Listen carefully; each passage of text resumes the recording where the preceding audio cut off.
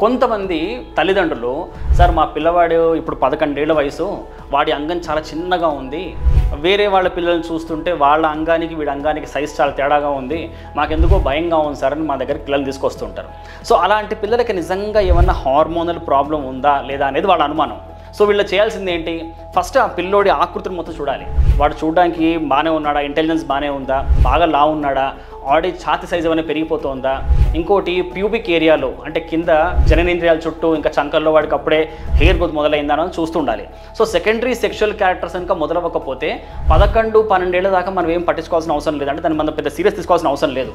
But 13-14 ఏళ్ల వయసు తర్వాత కూడా వాడి అంగం చాలా చిన్నగా ఉండడము, జననేంద్రియాల చుట్టూ ఇంకా చంకలలో హెయిర్ ఇంకా రాకపోవడము, గొంతు ఇంకా మారకపోవడము, కొద్దిగా పిల్లోడు లావుగా ఉంటే కనుక అప్పుడు మనం పిట్యూటరీ హార్మోన్స్ యొక్క వాల్యూస్ అవన్నీ చూసి నిజంగా పిల్లోడికి ఏమైనా హార్మోనల్ ప్రాబ్లం ఉందా లేదా అని కనుక్కొని దాని ప్రకారం మనం పిల్లల్ని ట్రీట్ చేయొచ్చు.